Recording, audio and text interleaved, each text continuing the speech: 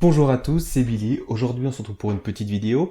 Donc, je vais vous montrer comment tester la vitesse de chargement de votre site internet. Donc, ce qu'il faut savoir, c'est que la vitesse de chargement de votre site est super importante pour vos visiteurs.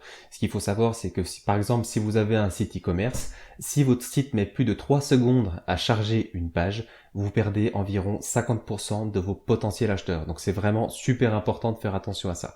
Donc pour vérifier justement ce temps de chargement, il existe plusieurs outils disponibles des sites internet qui vont vous permettre de saisir l'URL de votre site et ainsi de tester sa vitesse. Donc par exemple, on va reprendre mon site de tutoriel, tutoriel.radank.com, et on va tester sa vitesse directement. C'est vraiment un site de test qui a très peu de contenu et que j'ai très peu modifié pour le moment, et on va directement tester ses résultats, tester sa vitesse, et du coup les résultats devraient être plutôt pas trop mauvais, vu qu'il n'y a qu'un seul article avec quelques images et quelques vidéos. Voilà. Donc au niveau des différents outils, il y a PageSpeed Insights. Donc c'est un outil qui est directement proposé par Google et qui va permettre de tester la vitesse directement. Donc ici, on va directement rentrer, saisir l'URL du site que vous souhaitez analyser et cliquer sur analyser. Donc là, il va charger sur un serveur à part les différents contenus de la page pour tester la vitesse. Donc on peut voir que j'ai un score de 77, donc ce qui n'est pas dégueulasse. On peut voir que c'est sur mobile et sur ordinateur. Sur ordinateur, je suis plutôt très bon. Et sur mobile, c'est plutôt pas mal. 77 avec un délai avant activité de 3,3 secondes, c'est vraiment pas mauvais. Et si vous descendez un petit peu, vous allez voir les différents conseils que Google vous propose. Donc que ce soit éliminer les ressources qui bloquent le contenu. Donc ça veut dire de différer le chargement des différentes ressources de style ou de script comme JavaScript, etc. Voilà. Diffuser des images au format nouvelle génération, il vous propose de mettre des images plutôt que mettre du JPEG ou du PNG, de mettre des images au format WebP. Donc c'est des images qui chargeront bien plus vite. Voilà. Et enfin différentes encore d'autres suggestions. Et il y a un autre outil que j'utilise aussi très souvent, c'est GTmetrix. Donc c'est un site qui vous propose aussi d'analyser tout simplement la vitesse de chargement de votre site.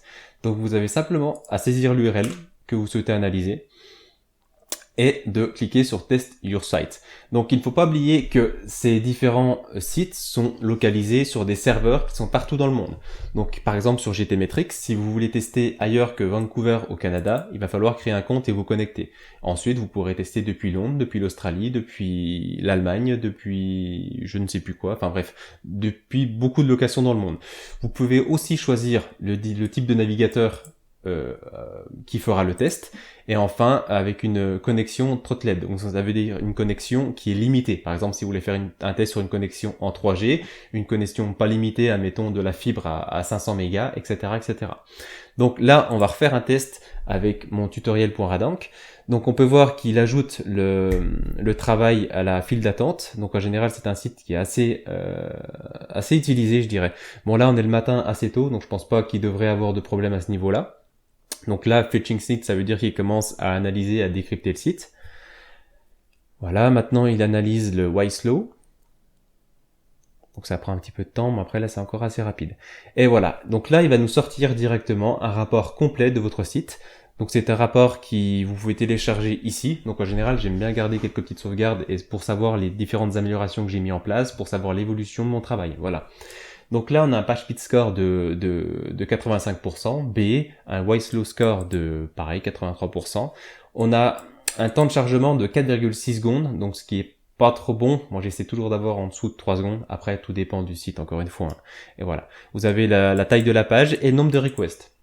Le nombre de requests, ça va être le nombre de fois que votre serveur va appeler des datas, des scripts, des ressources sur votre site. Voilà. Moins vous en avez, mieux c'est.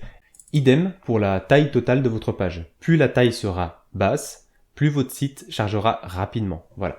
Et enfin, en dessous, vous avez encore beaucoup de suggestions. Donc là, par exemple, il me dit de mettre en place un cache pour le navigateur. Il me dit de fournir des ressources, donc les différents scripts depuis la même URL. Et vous aurez différents autres onglets qui sont vraiment très utiles.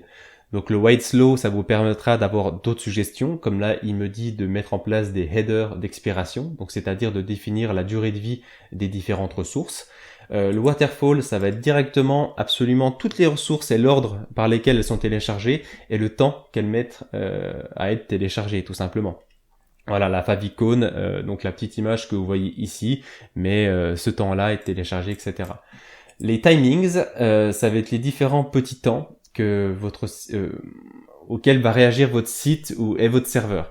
Par exemple, le TTFB, ça va correspondre au temps de réponse de votre nom de domaine via les DNS, etc. Donc là, on arrive à un certain niveau où ça va être de l'optimisation serveur. Donc tout le monde n'a pas les capacités ou les connaissances pour améliorer tout ça. Donc, au début, je vous conseille pas vraiment de regarder cette page-là. Et enfin, etc., etc. Donc c'est vraiment les 4 onglets principaux que je regarde. L'onglet vidéo, je sais même pas à quoi ça sert, j'ai jamais mis les pieds dedans. Et enfin, vous aurez les différentes historiques, si vous créez un compte, les différents historiques de vos tests. Voilà. Je pense qu'on a fait le tour. Si jamais vous avez des questions ou vous n'arrivez pas à améliorer la vitesse de votre site, n'hésitez pas à me laisser un petit message en commentaire, je pourrais toujours jeter un œil.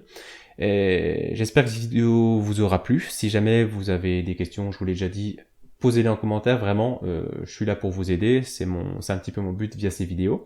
J'espère que cette vidéo vous aura plu, n'hésitez pas à vous abonner et à lâcher un petit like, ça me fera plaisir et ça aide pour le référencement sur YouTube. Et sur ce, je vous dis à bientôt dans une prochaine vidéo. Tchuss!